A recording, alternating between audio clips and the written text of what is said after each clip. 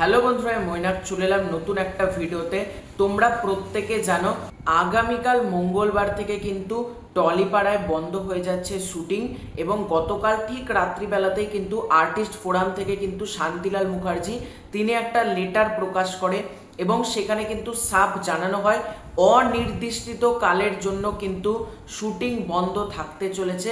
সেটা সিনেমা হতে পারে, সিরিজ হতে পারে, সিরিয়াল হতে পারে, কোনো মিউজিক ভিডিও হতে পারে, যে কোনো কিছু, সব কিছুরই কিন্তু শুটিং অনির্দিষ্ট কালের জন্য কিন্তু বন্ধ থাকতে চলেছে যতদিন না পর্যন্ত এসওপি আসতে চলেছে, একটা নির্দেশিকা আমাদের সামনে আসতে চলেছে, ততদিন না পর্যন্ত কিন্তু শুটিং শুরু হবে না। এবার এখান থেকে যেটা প্রশ্ন, বাংলা সিরিয়ালগুলোর এই মুহূর্তে কি অবস্থা হবে, মানে বাংলা ধারাবাহিকগুলো এখন কিভাবে চলবে।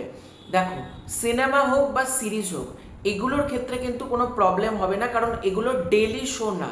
কিন্তু প্রবলেম যেটার ক্ষেত্রে মানুষের মধ্যে আসছে সেটা হচ্ছে ধারাবাহিকগুলো, কারণ সেটা স্টার জলসা হতে পারে, জি বাংলা হতে পারে, কালার্স বাংলা হতে পারে, সান বাংলা হতে পারে, এত এত চ্যানেলস রয়েছে এবং এত এত ধারাবাহিক, মাল্টিপল ধারাবাহিক যেহেতু রানিং হয় চ্যানেলে, তাহলে এই ধারাবাহিকগুলো কি হবে? এই যে বলা হচ্ছে মানে অনির্দিষ্ট কালের জন্য শুটিং বন্ধ থাকতে চলেছে, এর ফলে ধারাবাহিকের উপর কেমন প্রভাব পড়তে পারে। দেখো, প্রথম কথা হচ্ছে অনেকে বলছে আগামীকাল মঙ্গলবার থেকে নাকি ধারাবাহিক দেখানো বন্ধ হয়ে যাবে।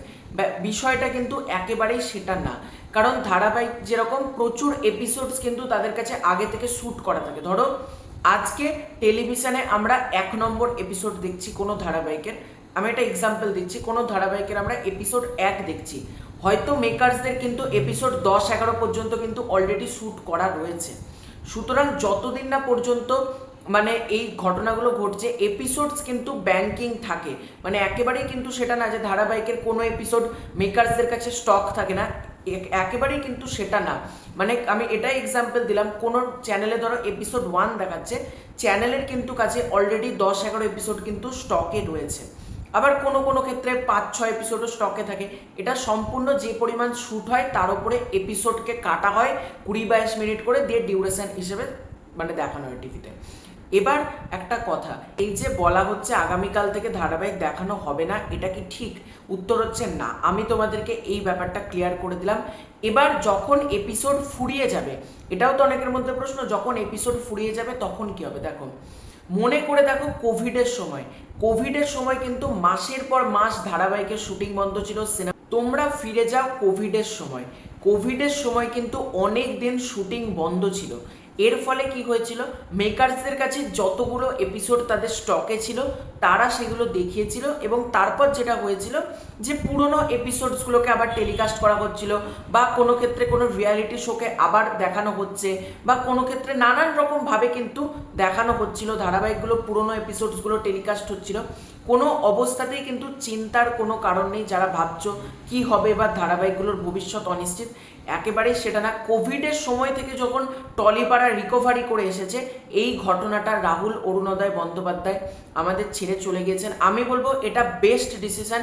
কিছু সপ্তাহ শুটিং বন্ধ থাকলে কোনো কিছু হয় না, বরং একটা বিচার, একটা জাস্টিস কিন্তু রাহুল দা পাবে, সেটার আশাতেই আমরা প্রত্যেকে রয়েছি।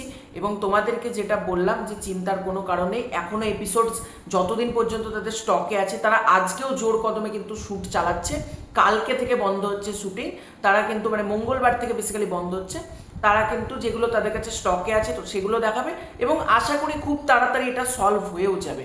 তো তোমাদের এই পুরো ব্যাপারটাকে কেন্দ্র করে কি মতামত কমেন্ট করে জানিও। খুব শীঘ্র দেখা হচ্ছে নতুন কোনো ভিডিওতে, ততক্ষণের জন্য বাই বাই।